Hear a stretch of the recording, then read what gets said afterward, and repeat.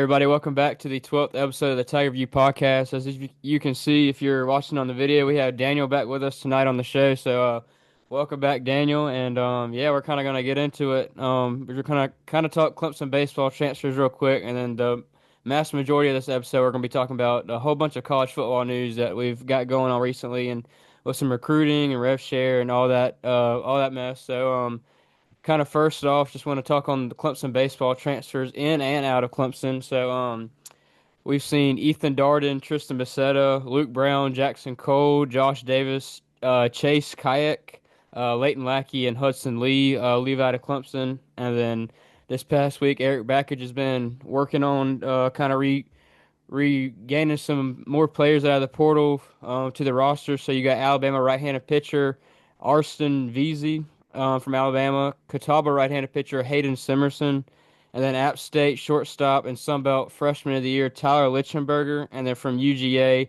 infielder slash outfielder Bryce Clavin. So, Dawson, what are you thinking about all this transfer stuff with Clemson baseball? Yeah, I mean, to me, there's not a single name on that list that transferred out that actually surprised me, honestly. And let me break down that thinking. Ethan Darden, a lot of people probably expected him to be back next year, but I kind of did a little digging and talked to some people about it, and really it was he had kind of thrown his name out there to see where he stood as far as the draft. And really, it was either going to be the draft or he was going somewhere else. And that was kind of the rumor mill that picked up probably the last 2 weeks of the season. That again, I kind of had to, because I honestly, it somewhat was a shock to me, but after speaking with some people, wasn't a big, wasn't anything serious. Tristan Bissetta, I mean, he walked on senior day. He's been here for a while. It's kind of feeling like he's getting pushed to the side with TP Wentworth coming up, and he wasn't able to do a whole lot this year, so we wish him the best. Luke Brown, another guy that just didn't get to do a lot this year. He was he was that really tall pitcher, wasn't he? He's like I think that's 6. Jackson Cole you're Okay, thinking of. yeah. My apologies, but I'm gonna say this, and I mean it in the nicest way possible. And there's no offense to these guys, but there are some players that I felt that were on this roster this year that simply were not good enough to play at this level. Um, like the 6'7" pitcher or whatever. He was actually like I think he was the fourth best like player coming out of North Carolina when he came out. And I mean, a guy that's 6'7" with those measurables should be at least mid 90s, but he was throwing high 80s, barely touching 90. I mean, that's just not going to cut it on Clemson. It shouldn't, at least. Leighton Lackey, honestly, I didn't even I haven't seen him at the games in quite a while. I've thought he's been gone. I'm down there by the bullpen and down there by the dugout. I have not seen him for quite a while. Hudson Lee, just another guy that got pushed to the back burner. I mean, to be honest, if you want to change what's happening in Clemson, where you've kind of seen this repeat of, you're falling apart at the end of the year and you're just not good enough and your depth's not there. Sometimes you got to cut dead weight. That's just what's got to happen. And you've got to cut that dead weight and you've got to move in guys that will produce. And I mean, so far, like you hit, we grabbed Ariston from Alabama. I haven't spoken with him yet, but I found out he was going to be coming here probably about 2 or 3 hours before he committed, which was really, really close timing. I haven't been really in the loop on a lot of the transfer news up until yesterday. But I can tell you what, Bryce Clavin from UGA, the guy can play. I mean, he was highly ranked coming out of high school. And I spoke to some of my people with the team, and I mean they believe that he has first round upside if they can get him to play well. Um, he's got some power. He let people know that on Twitter the other day. I think someone posted on Twitter. They were like, Clemson needs to get some power outfielders, and he responded with it, by posting a couple of his bombs there. But I'm really excited about him, and I will tell you this one thing, Gavin, as well. I think we were talking about it the other day, and to the viewers is there's I would maybe look at a couple more popping off this week, and we did host a very special player Sunday too. Or it might not have been Sunday. It was okay, whatever. Over the weekend, we hosted, and from what I have been told, it was the Western Kentucky University player, Lucas Hartman. So, do with that what you will, but I just want to know your thoughts, Gavin, on how things have been rolling around here. Yeah, so I kind of agree with you about all the guys that transferred out. It's kind of like you see those names and you're kind of like, oh, like I kind of had a feeling they would go, like you said with Ethan Darden. I mean, leaving out that was kind of, I don't know, it's kind of a mixed bag with that, surprise, not surprise. And then Tristan Bissetta, he graduated from Clemson and it only has like 1 year left to eligibility, so you can kind of understand that there. And then some of the other guys, like you were saying, just kind of getting pushed back pitching wise, and it's kind of like Eric Backett is trimming the fat off a little bit from just this past season's team. But then he's been working hard. I mean, as soon as the portal opens up, I mean, he was right back at work, getting some new players. So I really like what I've seen out of Bryce Clavon, like you were saying, Dawson. I've seen some of his videos, like the ones he's posted on X, and then I was telling Daniel before we started going recording that just like I really like what I see out of him. He batted like 300 and only 15 at bats and a home run, a triple, and I mean you could tell just he's a great ball player overall. And then like you were saying, Dawson, we hosted the guy from Western Kentucky. That's going to be a huge get if we do get him. I know we're battling with some other big teams, but yeah, Eric Backage is already cooking. We've already got 4 players, and I mean the portal is just only a couple days brand new from being open. So I'm excited to see what else he'll bring in. Definitely need some more pitching. That's something we've hit on really big, and yeah, just I like what I'm seeing overall from the guys coming into Tiger Town. Also, Daniel, I kind of want to know your thoughts with it all as well too. Yeah, man. Daniel, how's South Carolina's portal looking like right now? Look, a little rough. I know we got Eric Parker. He was previously committed to the Gamecocks at one point. He committed. We had Ant Phillips, the USC Upstate pitcher that came in. I'm excited about that one. Um, other than that, we've had a lot of guys transfer out. I think Petrie's obviously I think going to go to the draft, and I think he's going to do big things in the league and through the minors and get to the league one day. Um, but man, we retained the guys that I think we needed to retain. Losing Pitzer hurts. But we kept Jake McCoy. We kept the two freshman cornerstones of Bo Hollins and of KJ Scobie. Um, I don't. I'm not gonna say that the future is extremely bright, but I think we're kind of getting a little bit better in places that we need to get better at. And like you said, the portal's just open, so I would say keep on the lookout for South Carolina and maybe getting a couple guys because with the baseball transfer portal, you never know what you're gonna get. Like I'll give you Liam Doyle went from Ole Miss to Tennessee, and he's a Golden Spikes finalist. So Lichtenberger's hitting 341 like that y'all got, and he could take that next step at Clemson and be a Golden Spikes finalist. So you never really know what you're gonna get. I've got a quick prediction right here. I have a super secret inside source here coming from the basement of Paul Maneri that says that Ethan Petrie will be transferring to Clemson next year, where he hopes to compete for a national championship with Eric Bakich and the team. But yeah, that was just given me today by my total legit insider knowledge from Columbia. I do want to say something on the Darden situation though. If you guys don't go out and get another starter, I really think that you're putting a lot of pressure on the starting pitching because I know you've got Canuck, you've got T-Bell who looked really good at times. I think his defense kind of failed him at times, but T-Bell looked good.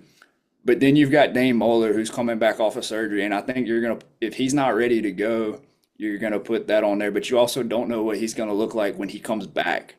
That's a major surgery when he comes back. Is he gonna be the guy that you thought he was gonna be, or is he gonna be like a fraction of himself when he comes back on the hill?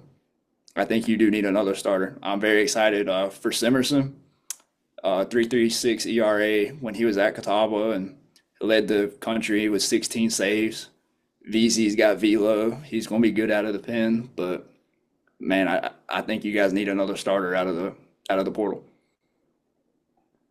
Yeah, I agree. Like you were saying with Veasey, though, he's got some velo with him, and that's just something that me and Dawson's kind of hit on is we kind of need some guys with velo, and then with that comes trying to throw some money at him with trying to get those guys with high velo. So I am glad we do have him, but I agree with you, Daniel. I do think we need another starter, maybe two of them. I don't know, definitely one.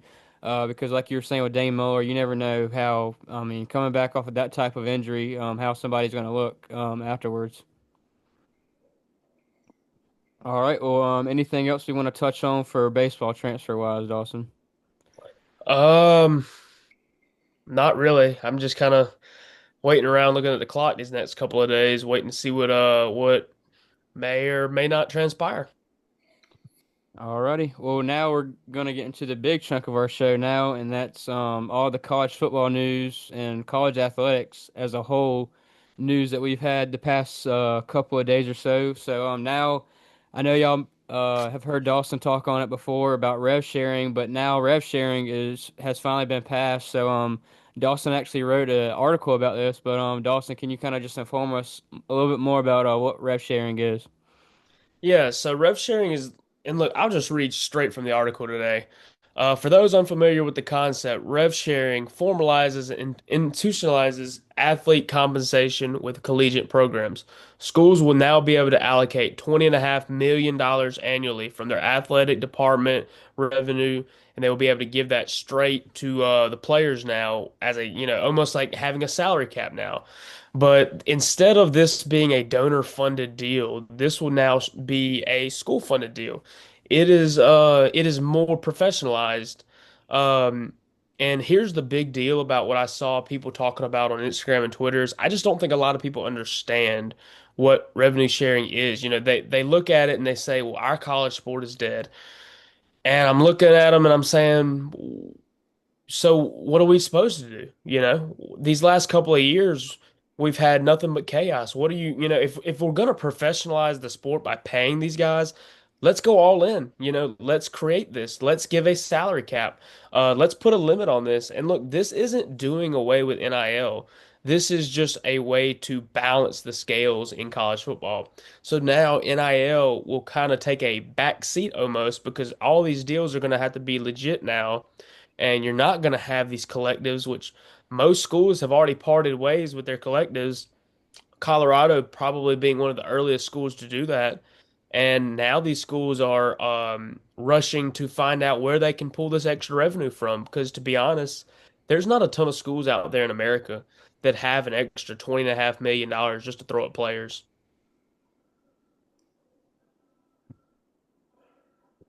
Yeah, so for the rev sharing, that's it's 20.5 million, right, Dawson? Correct. Okay, so that gets distributed through the whole teams in the athletics. So football Mhm. obviously being the majority of getting that, and then what would you think would be next? Basketball would be next, men's Yeah. basketball, and then So I possibly mean, like, baseball, or I mean, it really depends on which school is, I guess, good in whatever sport, but that's how I would kind of see it fit. yeah, so like let me use it for example. A couple of months back, Louisville claimed that they were going to use $11.5 million in the transfer portal for basketball. And everybody questioned where are they getting $11.5 million from? How can they just predict donor turnout? And my answer to that was, and it still is the same today, is that's not donor put out. That's them using their rev share. There's a bunch of schools, and I would be willing to bet South Carolina's probably going to do similar things to where they're going to spread the money out more. Most schools are predicted to spend about 12 to $14 million or so on their football teams, and the rest of that money will be split between baseball and football, or depending on what they feel is their biggest need. In a school like Louisville, to where they say, "Hey, we're not really that great at football." But we believe in our basketball program. That's something we really believe in. So we're going to throw $11.5 million out there. Or teams like Alabama or Ohio State or Georgia that are really competitive in all three sports. They're going to have to break that money up a little bit more rather than Clemson taking the approach of we're going to go almost all in the football because we've had such a money struggle these last couple of years. So we're going to commit, $18 million to football.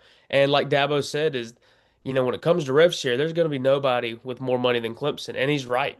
I mean, in tit for tat when it comes to rev share, there's not going to be many schools out there that could match or say even exceed what Clemson is going to give to football, just because that is what Clemson is believing in. That's what we're going to buy in, and that's what we're going to go. But Daniel, I do have a question. How do you think rev share combined with now NIL having to be legalized? How is that going to work for our friends down in Columbia? Well, I think the whole rev share in itself is really a tricky thing. Um, you're getting 20, what is it, 20 and a half, correct? Yeah. You're getting 20 and a half to spend over all of the athletic programs that are in a school. And the one thing that I do wonder about is where all of the money will go and what kind of repercussions is it going to have for maybe like a smaller program or maybe a smaller team. Like a lot of the schools are going to focus on football, basketball, baseball, but there's other parts of that of the school and of the program that maybe they're more prestigious in. Like maybe it's like Oklahoma has a very good softball program, so how much are they going to put into softball? Are they going to let softball slide because they got a good football program or up and coming football program again in tradition.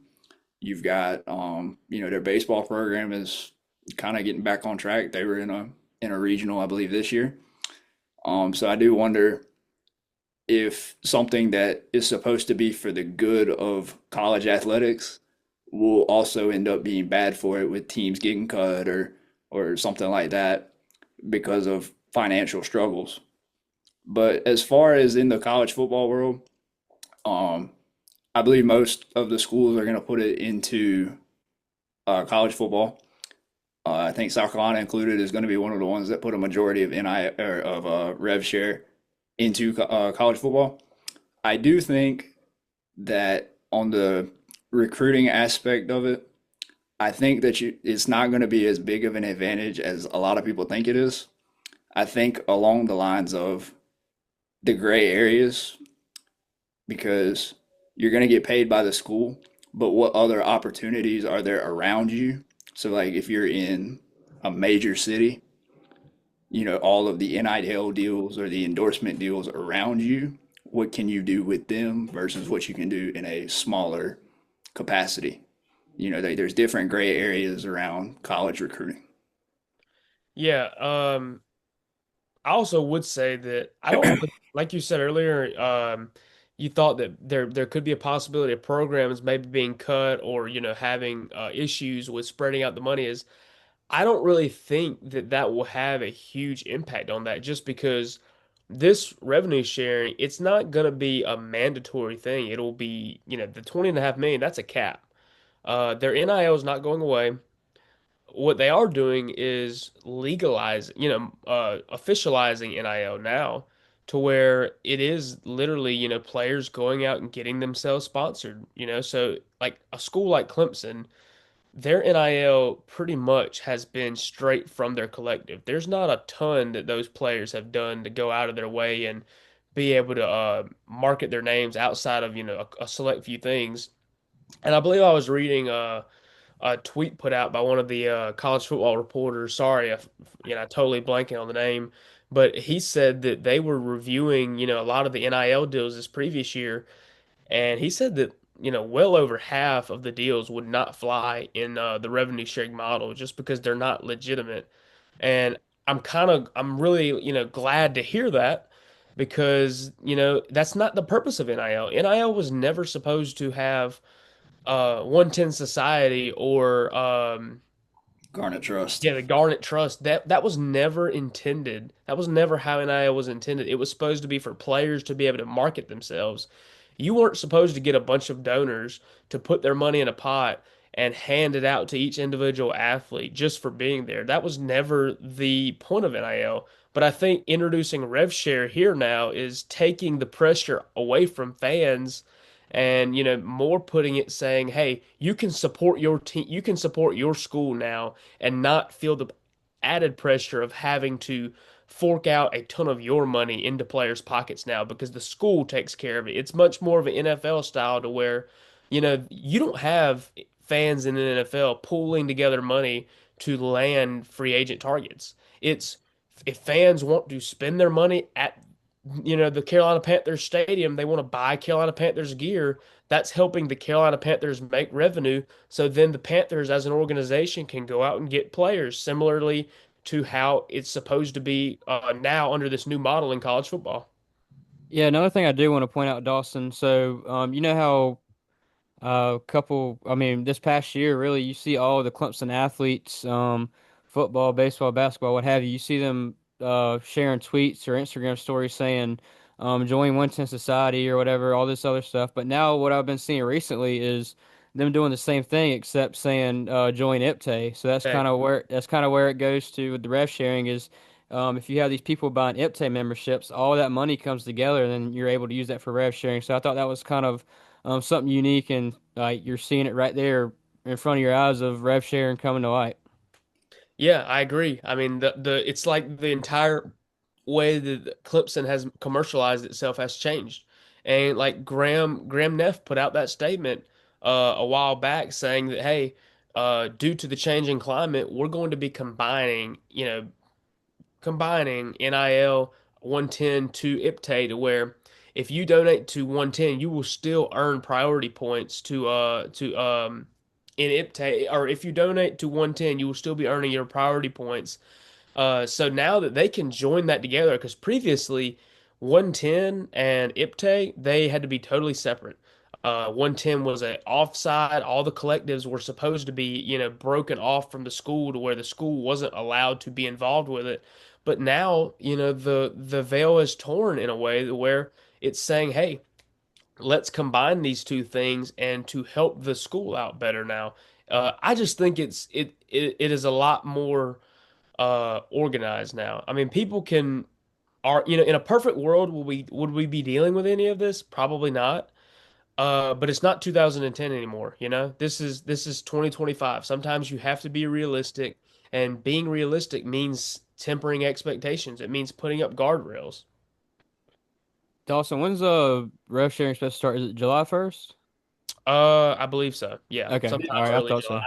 I believe it's July 1st, and I agree with a lot of what you guys are saying. I believe that gone are the days of these collectives going up and saying, offering guarantee, we will give you $8 million to come and play here, upfront money just to come and play for us. I think those days are gone for sure.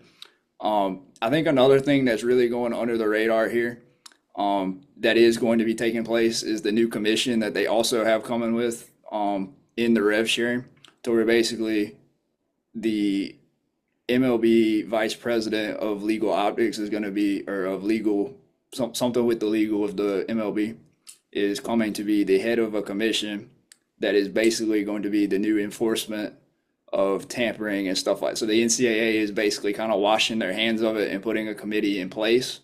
So I'm wondering, the MLB doesn't play when it comes to certain issues, and they're getting one of the top guys to come lead a commission in the college football world.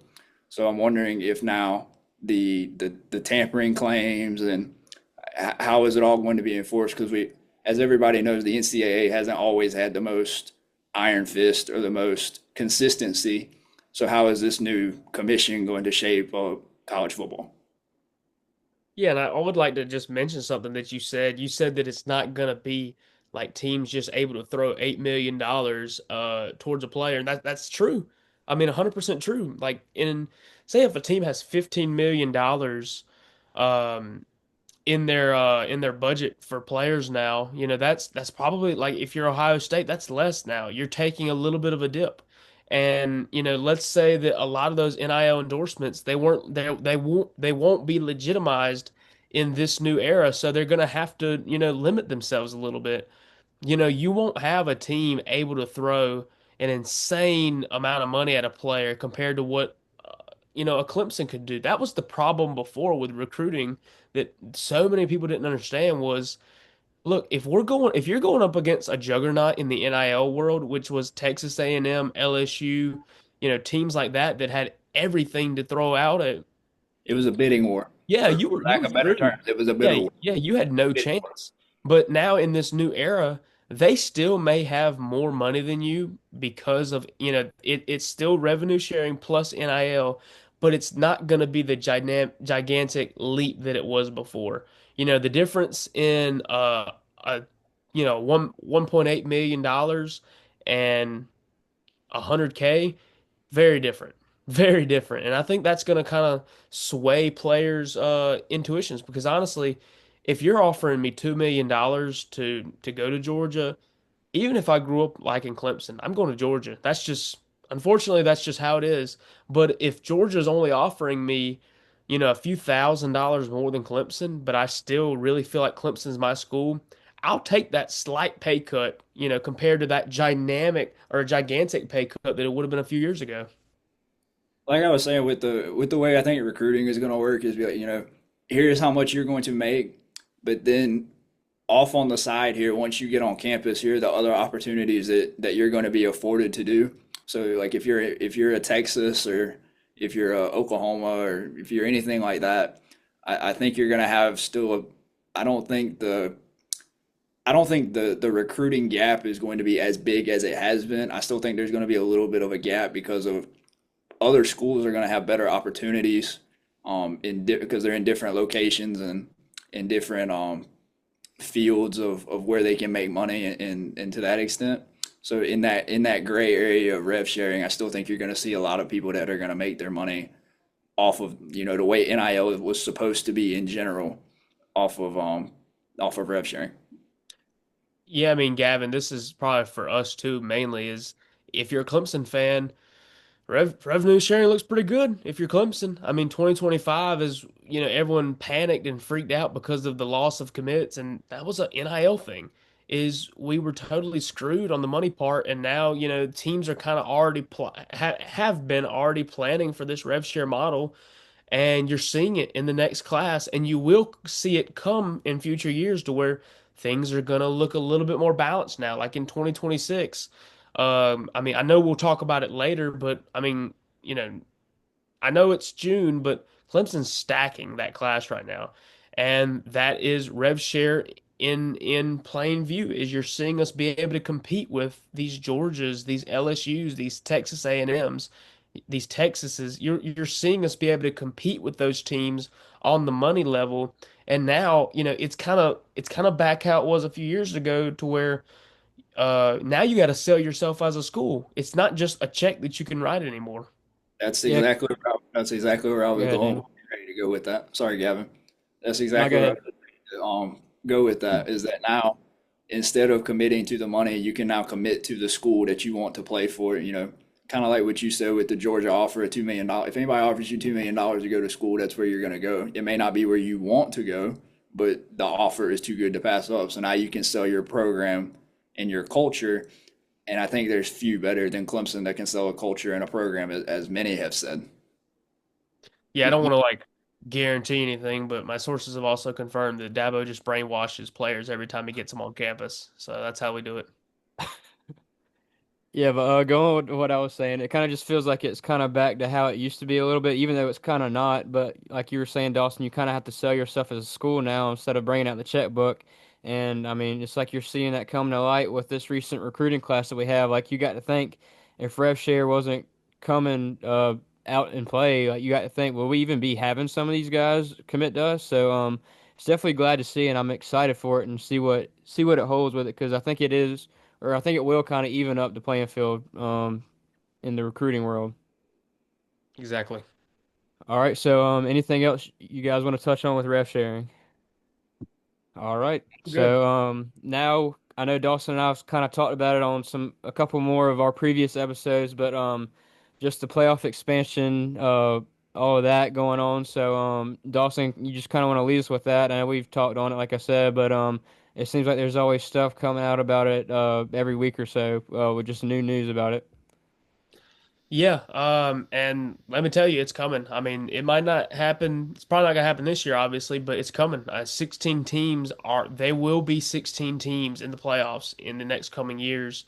And really now all the argument is now is how's the format going to be set up? Will there be automatic qualifiers? Will it be straight seeding 16? And I'm of the opinion, and it has not changed since the last time we talked about this.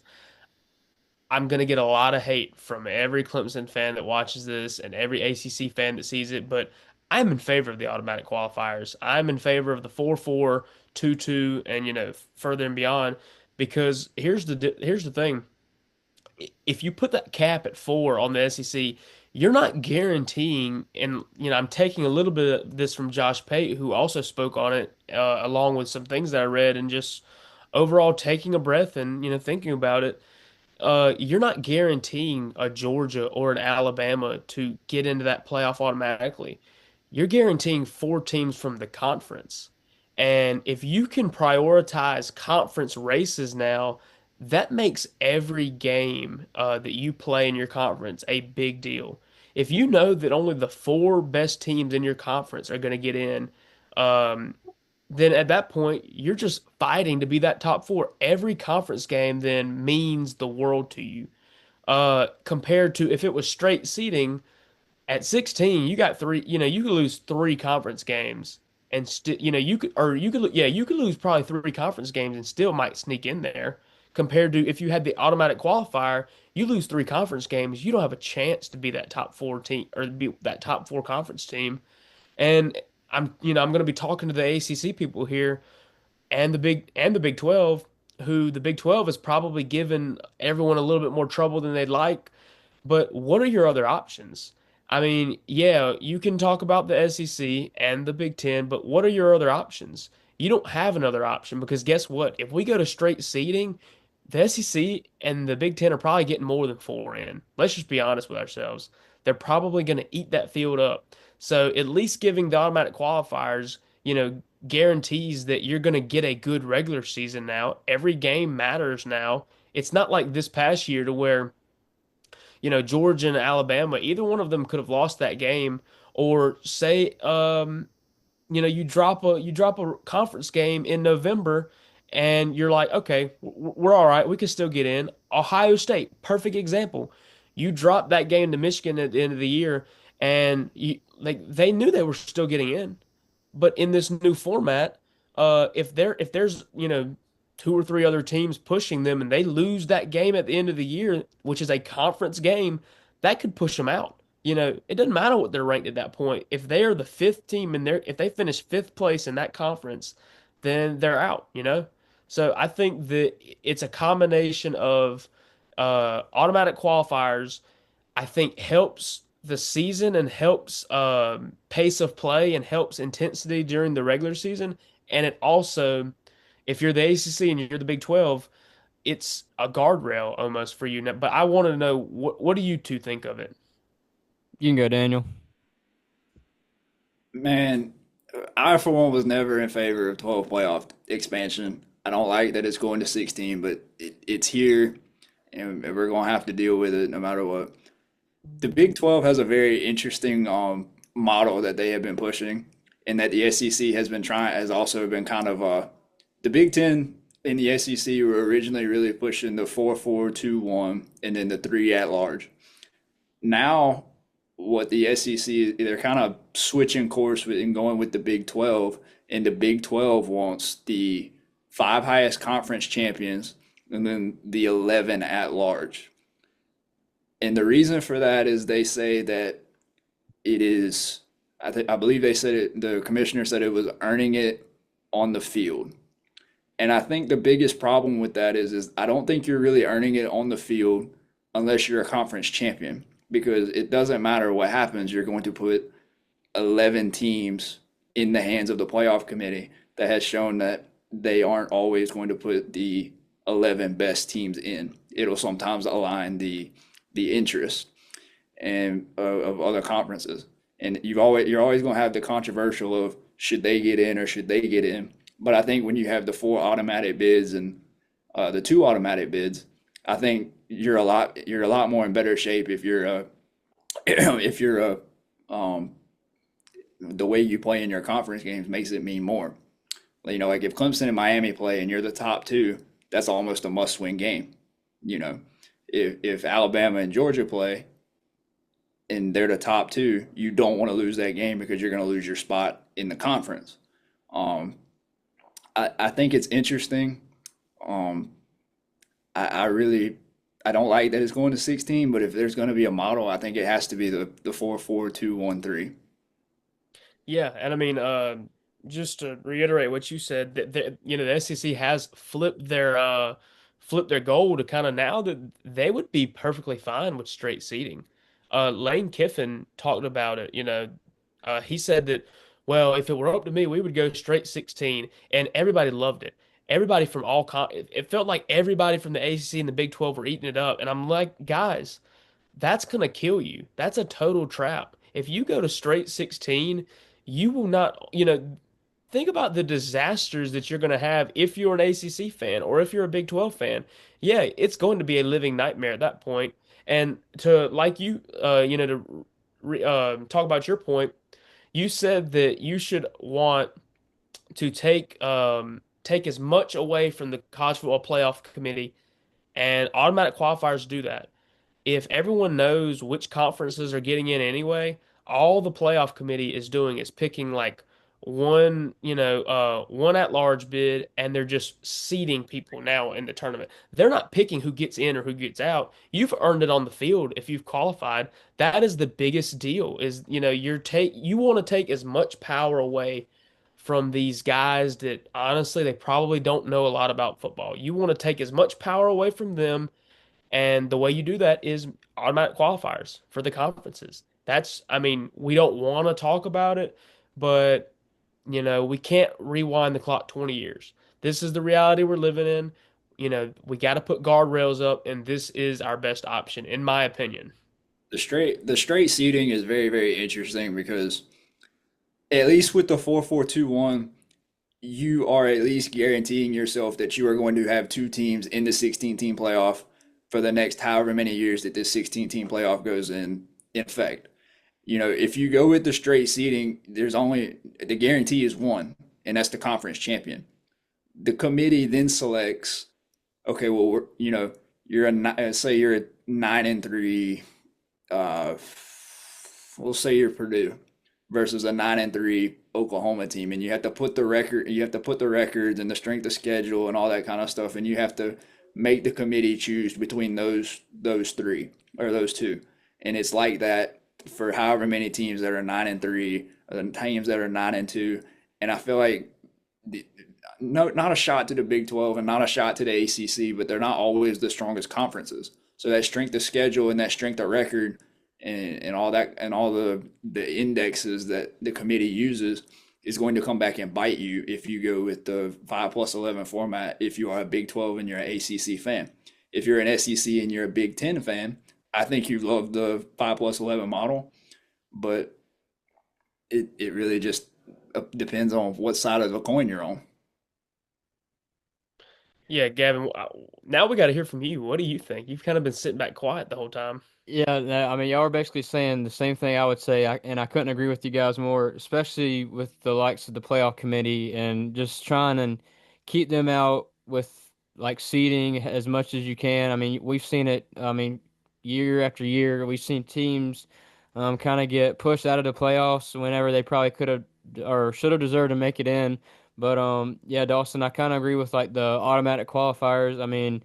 You'll have four Big Ten, four SEC, two ACC, and whatever, but that guarantees ACC teams in there. And I mean, I know SEC, Big Ten, they'll get more teams in there, which I mean they should, but it makes it more of an interesting season because if you go with just straight seeding, then I mean, like you were saying, there's more margin of error for you in your season. You could drop three games and still kind of see yourself slide in there, but with the automatic qualifier. I mean, every game counts. It kind of feels like how it used to be with the four-team playoff, where you couldn't really lose a game. I mean, you could lose a game, but you really couldn't lose a second game, or you would be done for. So, it's going to be interesting to see. But I think the automatic qualifier is the way to go with that. I I think, think so as well. yeah, I think the conference champions should be the automatic qualifiers, but I don't think there should be any more automatic qualifiers past the conference champions. Yep, I agree. All right, so kind of transitioning with some similar with that. So we've kind of heard some news about the SEC possibly leaving the NCAA after a whole bunch of debating about different things. So, Dawson, do you kind of want to lead us with that? Yeah, I do. And, most of this stems out of their meetings down there in Destin, to where they're getting a little aggravated at the NCAA right now. They're getting aggravated at the process. They're not happy. They want more. And really, I guess their only way of figuring things out is to bully their way through it.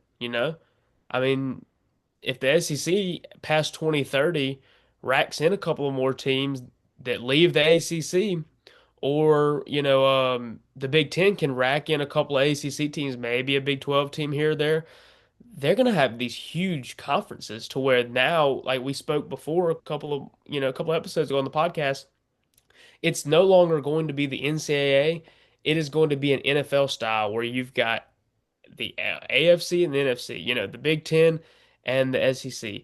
And those teams are going to battle it out. Then they're going to have their own playoff, and then they're going to be the crown champion. When you're talking about this though, it is so dangerous, and that's why the playoff talk is so big.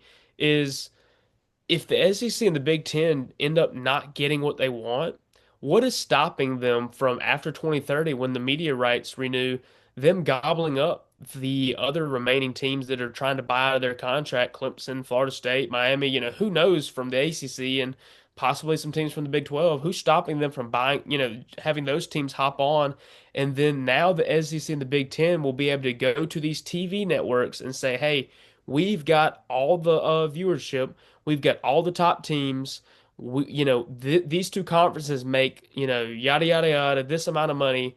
Rework these TV deals with us and leave out the NCAA. We'll work on getting our own stuff together. It's all about TV contracts. That's the biggest thing.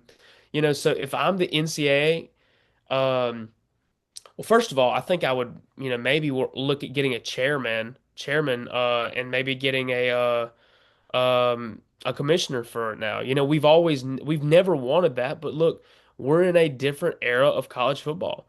We're in a professionalized era of college football, and if they don't catch up, they're going to get left behind. To where, if you have a commissioner for college football, he is the ultimate boss now over all the conferences, over all the athletic directors, over all the commissioners of the conferences. uh, Oklahoma and Texas joining the SEC probably doesn't happen if there's a commissioner in college football to keep the scales balanced. If the NCAA is smart enough, they will keep these scales balanced as long as they can. Right now, it's total chaos in these conferences, and everybody wants to look at Greg Sankey and call him basically the devil. But I have a hard time believing that Greg Sankey is doing anything different than any of us would do in his position. His job as the SEC commissioner is to gather power and to get money to his schools. And do you know who his bosses are? The athletic directors and presidents at these SEC schools. And when you've got all these presidents telling you do what's best for our school and do what's best for the SEC, what are you going to do? Are you going to say no, for the good of the game, I'm not going to allow Oklahoma and Texas, and if Clemson or FSU, if those teams want to join, I'm not going to allow it because I have good morals. You know what's going to happen to him? They're going to throw him out. They're going to have a new guy in there that will do it. So I think for the NCAA, they need to focus quickly on getting a commissioner and getting a committee together to be able to have power over these conferences so that they can be the good guys in turn to keep the scales balanced in college football. I've kind of heard it over like the season or whatever, but do you think Nick Saban would be a good candidate for commissioner? No, no, no, No? no, no, no, Okay, I no, didn't no, think no. so. He's too much of an SEC homer. I can't get on board with that. No. I didn't think so. I just wanted to know your opinion on Quick no. that. But yeah, no, Dawson, I couldn't agree more. I mean, it's just crazy times we're living in with college athletics, but I mean, it's what we've come to now. But um, yeah, just whenever 2030 comes, watch out because I mean, you never know what's going to happen. And I mean, even more recent, like you never know what's going to happen. So just going to keep up with it. So Daniel, what are your thoughts with it though? I really think that the SEC leaving is a empty threat. I don't think that the SEC would leave the NCAA. If they got the Big Ten to go with them, then I could see it because it would be two super conferences depending on what happens at the end of the year. And I know that with the way that things were looking, because the SEC and the Big Ten were adding all these teams, and now we have playoff expansion, and they were siding together. So I'm like, we're gonna get four. We're each gonna get four. It's a partnership. I'm gonna help you out. You're gonna help me out. We're both gonna make a bunch of TV revenue, school revenue, ridiculous amounts of money. But now that the SEC has kind of flipped, and now they're going more of the straight seeding route. Unless there's something else that changes, I don't see the SEC leaving. Um, Go back to your point about the commissioner. I think it's been past time that college football's had a commissioner. I think once the NIL deals and NIL became legalized in college football, we the sport should have had a commissioner. I think you would have had um, probably more teams that caught with their hand in the cookie jar, so to speak, with tampering. And I don't think you would have had Oregon, USC, UCLA all jump ship to go join the Big Ten and kill the Pac-12 conference. I think that's really when the sport started to kind of just, I'm not gonna say transcend downward, but it started to look more and more like this is going to be a two conference sport, and the rest of them are just going to kind of be fill-ins for these. Yeah, I totally lost my train of thought here, but okay, I got it. What I would say is, yeah, I mean, if you had a committee a couple of years ago and a commissioner, you would be able to, regionalize the sports world like it's supposed to be. If you go back to the 80s and 90s and, 70s, that was perfect. That was, even 2000s, that was perfect. Conferences were regional. It made sense. The SMU was not a ACC team. And the priority wasn't about trying to make $1 billion. It was about doing well, but also putting a good product on the field and taking care of your schools and your teams. Now it's turned into a sprint for first place now between the SEC and the Big Ten. If you were to go back to a regional format, I think it would make way more sense. Go back to the original ACC conference. Let's go back to the original SEC. Kick A&M, Texas out, kick Oklahoma out, kick Texas A&M out. Remove those Texas schools. Go back to that original SEC area that we had not too long ago. Um, Pac-12, let's bring them back. Big Ten, let's bring those teams back to where now it's regional. And, typically in history, it's changed as of the last probably 20 years. You recruited your area as well as conferences. Local recruiting was so big, and that's what made things so cool when you played out of conference matchups, is typically it was just in bowl games. When you had to travel across the country to go play a team, sure, what does USC, the real USC in California, what do the California athletes look like when they've got to play Florida or when they've got to play an East Coast team or when they've got to play a Texas team? Who's going to win in that situation? Or when the Southeast teams in this area, everyone's recruiting, they're farming their athletic areas and they take them up north to play Ohio State, or Ohio State plays us down here. What is that looking like? And guess what? I can tell you one thing, it made for really exciting football. Ask Woody Hayes how that felt whenever he had to drag his Buckeyes to play the Tigers back then. He had to play those guys from the South. I do want to say something real quick. When you go back to talk about the SEC bullet, I'm not going to say that the SEC has lost its perennial power, but I want to say that the SEC is not where they once were. They haven't played for a national title since 2021, and Kirby Smart's Bulldogs won it. It has been the Big Ten, and the Big Ten. The Big Ten. I'm not going to say they've overtaken the SEC, but the Big Ten has very much slimmed that gap to where the SEC is not going to have as much sway over all of these schools as they once were, or as they once had, or even the NCAA. Because once upon a time, the SEC was the money making college football. Like they were the highest of everything. They won the titles, they made the money, they did everything the way the NCAA wanted them to. But now that the roles have kind of flipped to where they're not on top all the time anymore, I would say that the power that the SEC once had is not as strong as it used to be, and their persuasion and the way that they want things done aren't going to be heard as loud. I don't know. I mean, the last 3 years, yeah, the SEC hasn't had a team to win the national championship, but they've been there. They've even this year, you had Texas in there, and overall, they're representing a large portion of the top teams in America. And I am not one of those people that is just going to ignore the SEC dominance the last 25 years. It's the same with college baseball. Is the SEC having a down year in the postseason? Absolutely. Is the SEC overrated? Yeah, probably. But are they still the best conference in baseball? Yeah, no doubt in my mind. And it tells you by their championships. And the same with football. Let's go back the last 25 years and tell me who are the champions and what conference they came from. For a while there, it was just SEC. Then you had Ohio State break it up in 2014, then Alabama, then Clemson, you know, uh, Alabama, Clemson, LSU. So, I mean, you saw this big pattern for the last 25 years of just straight SEC dominance. So, I mean, to me, the last 3 years really doesn't change anything. But I will say this, you were right about the point of the Big Ten slimming the gap. And I'm not one for conspiracy theories, but is it NIL? I mean, has the reign of terror of the bag man uh, finally been legalized? So now that these northern schools feel like they can do it now, these schools that always have had the money, the Ohio States, the Michigans, now they're able to compete with the SEC and they're able to really go out there and dominate on the field.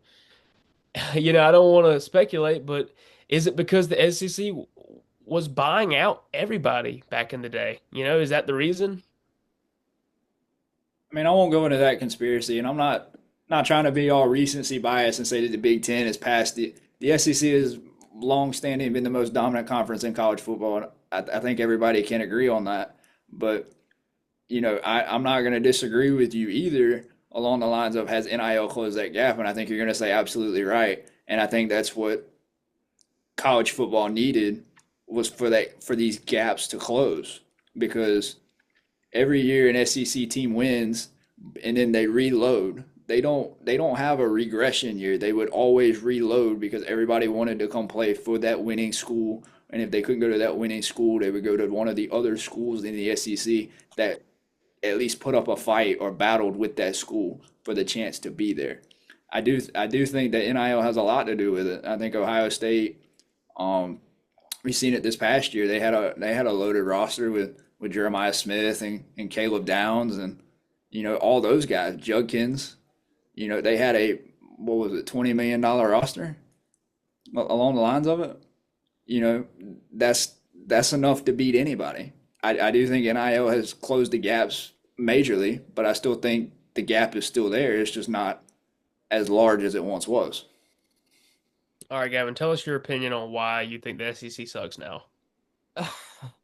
I mean, I do think it. I won't say they suck. I mean, obviously they're a good conference, but it's definitely. I think it is with NIL. I mean, you got like you were saying, Dawson, Michigan, Ohio State, all those teams up north who already had money, and now they're kind of, I guess, taking advantage, so to speak, of it and using it to their advantage. So, I guess that's just kind of why you've seen them win the past couple of years. But I mean, the SEC's been right there with them, but I think it's kind of made it more competitive too. And I mean, you never know who's going to come out on top, a Big Ten team or SEC team in those games. So it's just going to be good to see for the next couple of years how everything plays between the two conferences. But yeah, that's just kind of my thoughts on it. I feel like NIL kind of has helped with the Big Ten, kind of get up there, up to par with how the SEC was. I also agree.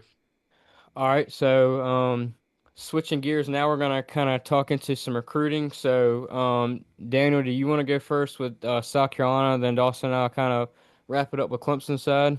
Is that how you want to do it, or do you want us to go first? It don't matter to me. It don't matter to me. I have some stuff on you guys, so if you guys want to go first, then we can wrap it up with our either one, whichever one. Okay, we can go first. So, kind of just recapping Clemson's recent commits, and I know Dawson's got the whole list with him, and he'll kind of go into more in depth with them. But four-star offensive tackle Leo Delaney committed this week, along with four-star offensive tackle Carter Scruggs, and then also three-star edge rusher JR Hardrick committed to Clemson. So that now makes it 18 total commits for the Tigers. And from looking at 24/7 Sports, that is now the number three overall class in the 2026 class. So, yeah, go ahead, Dawson. Yeah, they've been hot. I mean, really hot. I think last week sometime I put out an emoji. It was a tiger emoji, and it was a couple of them, and we hit on all of them. I spoke with Leo Delaney the night before he committed, and that's when I found out from basically from him in our conversation that he was probably a Clemson lock. I believe they said he really, hard committed on Tuesday. So obviously that official visit weekend, it changes people's lives. Carter Scruggs wasn't far behind him. I kind of got the hint on him, got the read on him probably a day before he committed, and JR Hardwick got him early on. So I mean, first of all, let's not just glance over this O line. This is like the most talented O line class that Clemson has ever had in their history. Previous years you would have like, maybe one or two four stars and then stack the rest of the class with three stars and guys like that. But no, we went out and got six guys, elite players across the board. These guys are huge. And this was a big year. That next year will be a big year for that O line because you're going to be losing some guys. So now you're going to be able to stack who you brought in 2024 with a couple of the guys that you brought in this past year with Braden Jacobs and guys like that, and now you're going to have that 2026 O-line class coming in, hopefully under Matt Luke. And if you're a quarterback, like Tate Reynolds, or if you're, a running back, if Jay Lamar's out there listening to this somewhere, you're looking at this and you're licking your lips saying, wow, this is going to be a crazy team to run behind. And like, not even the O-line, but I mean, at wide receiver. Naheem Burrows on three has got him as the number two wide receiver in the country. I mean, that guy can play. He is a straight dog. I have watched his film. Um, I mean, he gives you everything that you want. Um, same with Connor Stallings, Connor Salmon, just a blazer. I mean, he can roll. He is quick, fast. I mean, he's a track runner. And then you finished up with Gordon Sellers right there as your third best guy that I thought that we brought in.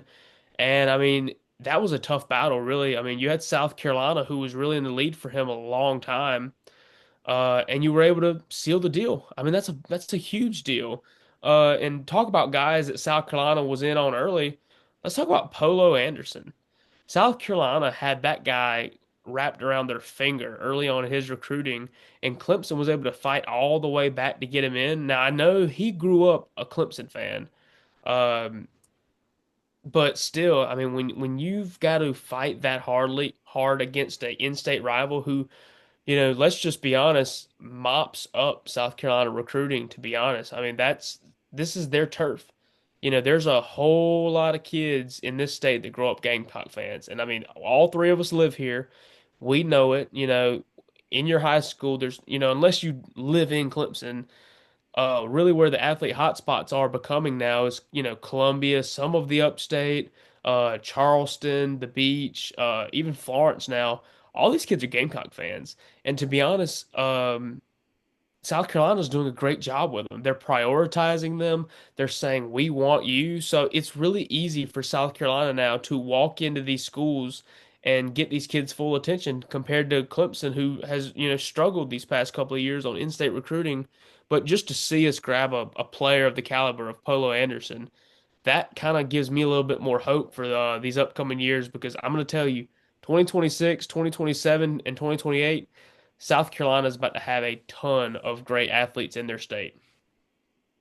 Yeah, I'm excited to see with that with the South Carolina players, but I kind of want to talk back on the offensive line, Dawson. So I remember a couple years back, we would, like you were saying, maybe get one or two good offensive linemen and then some other ones. But I mean, this is probably the most exciting offensive line yet. I mean, Matt Luke, he's been doing his job, man, and he's a great recruiter. But the only other commit I can really think of And I mean, I know there's obviously some other big ones, but the last one that I remember us being really excited about was Jackson Carman.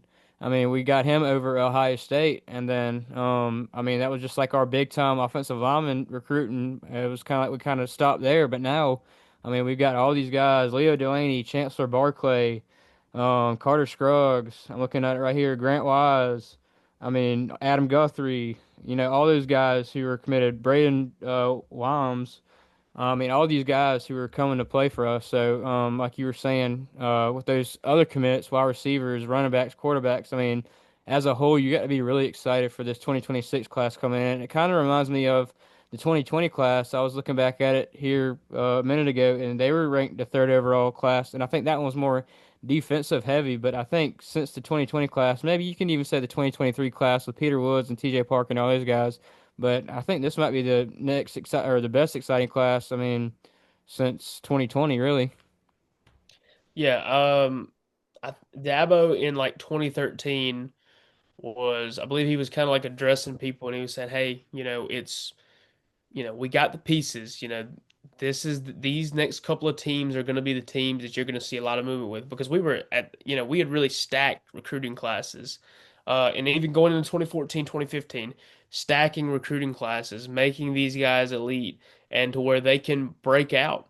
And they did. If you want to say 16 and then 18, both won the national championship with that kind of core group of guys. That 2013, 14, and 15, even 16 class were the core group of guys that won both of those national championships.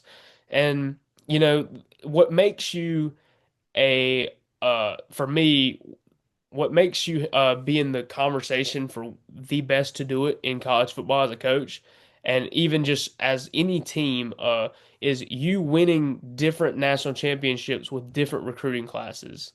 So 16 and 18 were pretty much won off, roughly the same class. You could say 18 and 17 did have a big role, but you still had a lot of guys from 15, 16, and 14 on that second natty.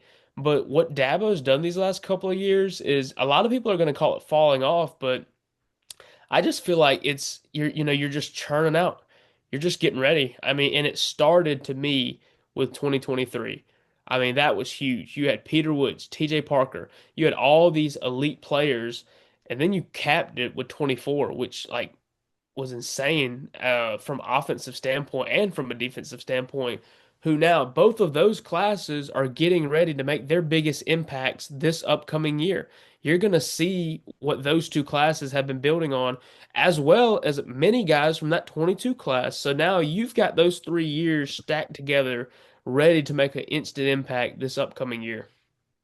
Yeah, I'm excited to see. I was looking back, and that 2020 class was the third rank, and we had five 4 stars on that class.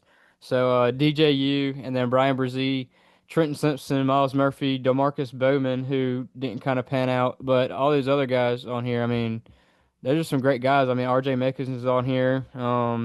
Walker Parks. I mean, some of those guys that we just got finished with this past season. But I mean, you just got to think, man, what does the future hold for Clemson football? I mean, with this year and then with this 26 class coming in too. Yeah, I mean, your hope is that you keep these guys, but I don't want to be a Debbie Downer and just say we're going to lose them. You gotta sometimes you just gotta appreciate the moment. You gotta appreciate where your staff is, and really give Dabo his flowers to say that. I mean, what he's been able to do with recruiting and now changing his coaching staff, saying, "Hey, what I was doing previously, it just wasn't working. So now I've got to get back to." Getting the best coaches, working on recruiting the best players.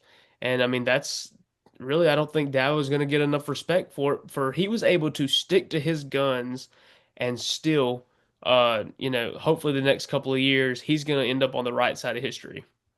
I know I kind of said something to you this past week, Dawson, but do you think Matt Luke's the best hire Dabo Swinney's ever done now?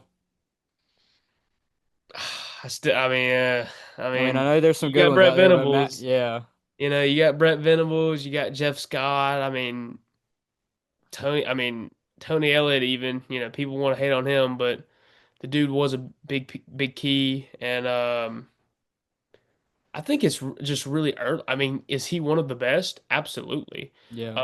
And I think he was almost uh, a different age of Clemson football. It showed that, hey, Dabo wasn't just going to lay down and roll over. Is he said, okay, who's the best guy that we can hire?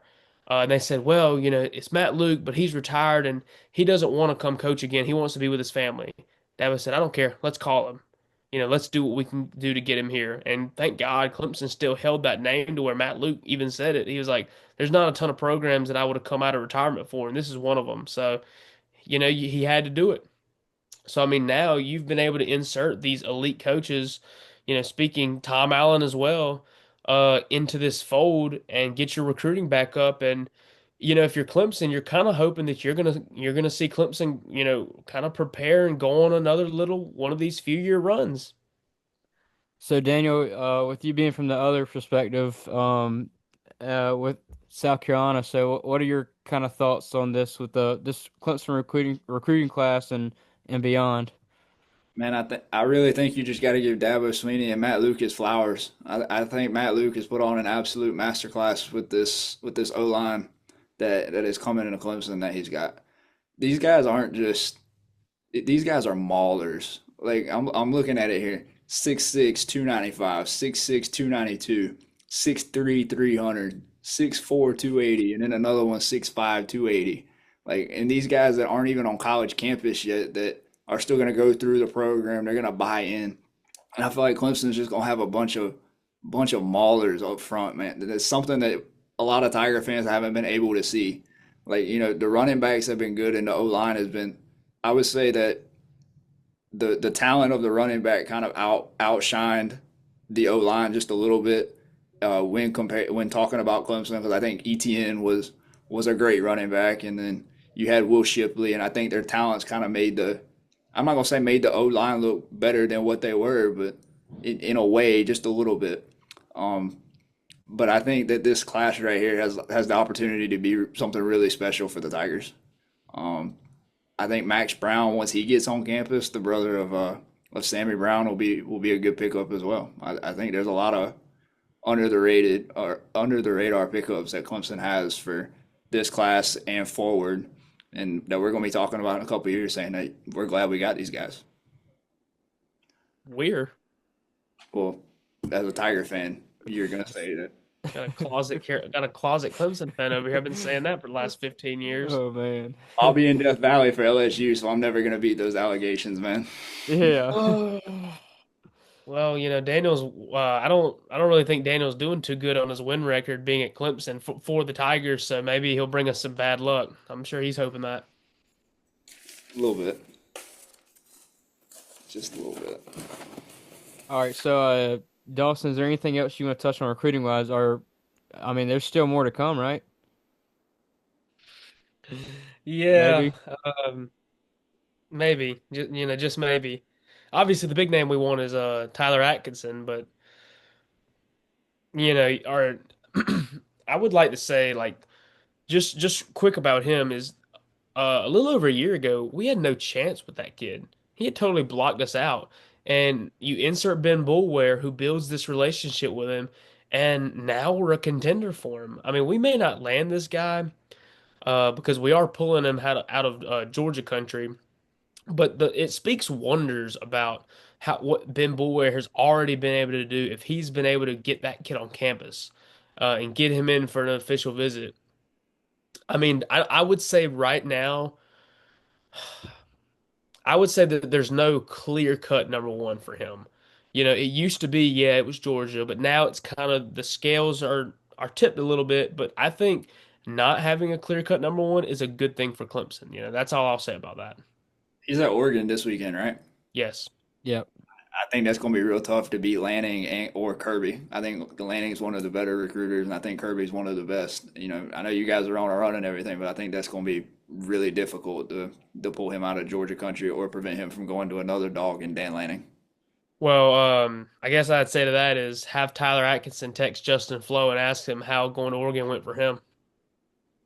That is a good point. I mean, that guy's still in college. I mean, and he transferred again, right? Or is he? Yeah, Yeah. I believe so. Yeah. That's crazy to think of. But yeah. So, Daniel, what do you have for us now, coming from the South Carolina side of things? Well, it's been two big weekends in Columbia, South Carolina. Actually, yesterday we had two twin brothers that are four stars on the defensive side of the ball commit. Andrew and I'm blanking on, I think it's Aiden. Aiden Harris. Yep. Two guys on the defensive side of the ball. Um, what I'm hearing is that a lot of the visits that are going on campus are being led by players that are there, and especially on the defensive line and the defensive side of the ball, guys like Dylan Stewart and guys like Desmond. I butcher his last name all the time. I apologize. Umezalu, or however you say his name, has been leading the charge and trying to get these guys on campus. I do know that four-star quarterback Landon Duckworth was on campus this past weekend. Um, past Not this past weekend, but the weekend before last. Um, Four-star offensive tackle JB Shabazz was on campus. He said in an interview with Fisher, Brewer said that he really set the bar on this visit, and that really it came in as one of his top two schools, and we're still gonna have to battle out Ohio State for it. But I think that's a really good sign when you hear that your visit set the bar, and that these other schools are gonna have to meet that and beat it at the same, have to beat that standard that has already been set. He's a 6'7" offensive tackle, 295, just an absolute mauler. I think he would be a great addition to the South Carolina class. We're in the mix for another three-star corner, but he's the number three corner in the country.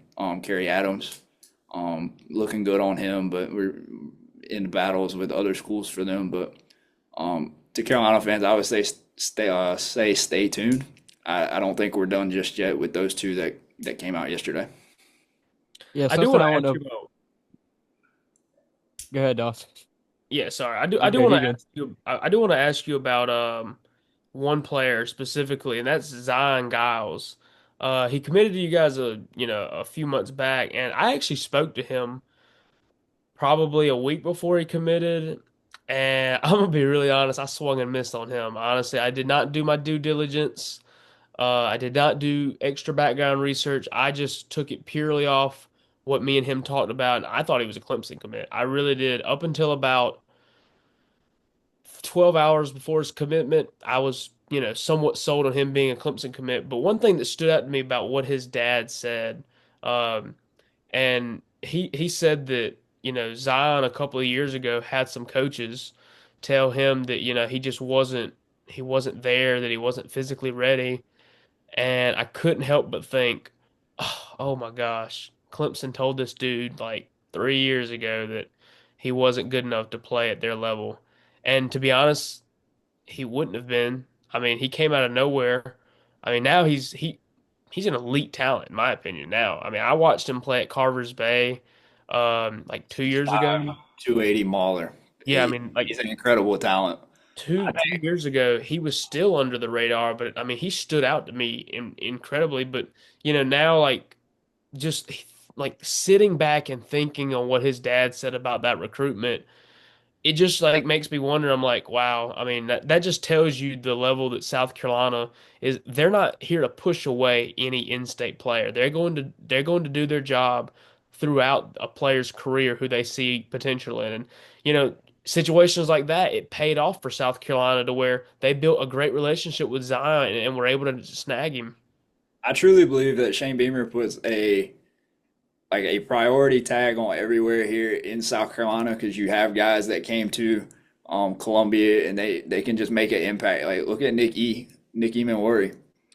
He was very kind of lowly recruited out of high school and really popped on the scene, and really had a great career at the University of South Carolina.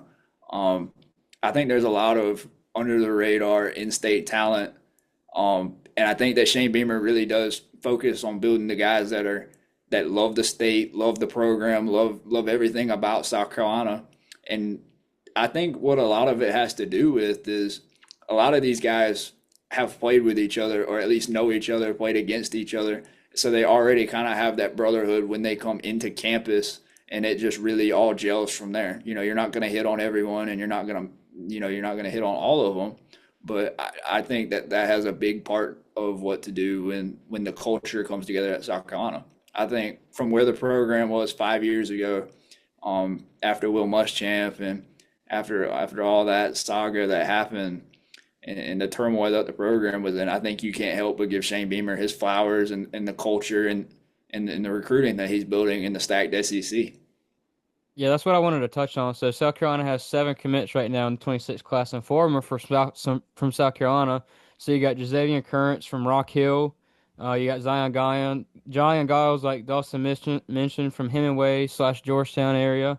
You got Jamel House from Newberry, and then you got Anthony Baxter from Rock Hill. So I mean, keeping those guys in state, like I said, 4 out of the 7. I mean, I really do like what Shane Beamer does with trying to keep in-state talent in South Carolina. And I mean, like you were saying, Daniel, there's some guys who really float under the radar. And I mean, you never know what they can turn out to be either. I agree 100%. I mean, when you look at the Charleston area, the beach area, even shout out hometown Florence, but you know, Lenore Sellers is the starting quarterback at the university and potentially a Heisman candidate this year. So, you know, I got to, but there's a lot of in-state talent. You just have to find it, and he's done a very good job of finding it. Yeah, I couldn't agree more. And even like with the small schools, it seems like I mean you got those guys who are just like downright dogs who can flat out play it. I mean like a 1A school, a 2A school, and like you were saying, you got to go out there and find them. It's kind of like whenever you're playing NCAA football and you're doing your recruiting thing and you scout them and you can see whether they're a diamond in the rough or not. I mean that's what I think of. That's really what it feels like, man. It just the trick with recruiting the 1A guys and the 2A guys is, you know, are they bigger than everybody? Are they just kind of pushing them around because of their size? Are they truly that good? And I can't really think of a case so far that has been a miss in that department. I think he's done a very good job of scouting and evaluating, and it doesn't just play into how they play on the field, but also the camps and stuff like that. How do they perform against some of the top talent?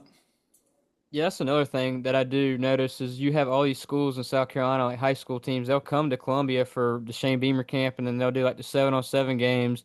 And I mean, that's really and truly where you do find the real good talent that comes to those events. And yeah, that's just. I mean, I'll see teams have film from the year, and you can see them playing in the South Carolina indoor facility. And like I said, that's where you really truly find that talent at is just actually going there and showing out. And the cool thing about it is it's not just limited to the South Carolina teams. Like you'll have some teams come from Georgia, and you'll have some teams come from North Carolina, and some will participate in the lineman camps, and then you got the skill 7-on-7. So, in reality, I think it's a recruiter's dream to have all these camps and the 7-on-7 tournaments from schools from North Carolina, Virginia, Florida, Georgia, wherever you come from. Come show what you can do. Yeah, no doubt. So, anything else you want to touch on the South Carolina side, Daniel? Not at the moment. I just want to say stay tuned. Alrighty. How about you, Dawson? Anything else you want to mention? I do not, other than just keep your Twitter notifications on this week. That's all I gotta tell people. All right. Well, you heard it from Dawson. You heard it from Daniel. Another great episode with Daniel on. Each time he comes on, or I know this is his second time on, but it just feels like we have a good conversation each time. He's well knowledgeable. So, yeah, that'll do it, guys. Anything else for the episode as a whole? I do want to say one thing, Daniel. If you could plug in your Twitter right here, might be a good opportunity here for so our fans and college football people can keep up with you. Yep. You guys can follow me on X at Daniel underscore coach 13, COATES. But that's where I'm at. I'm posting about football, baseball, college sports, all kind of stuff. There you go. Well, make sure you're keeping up with all 3 of us. We're definitely in on everything just about with the college sports world and beyond. So, yeah, I think that'll do it, guys. So, it's been Gavin and Dawson and Daniel on the 12th episode of the Tiger View podcast. And as always, go Tigers.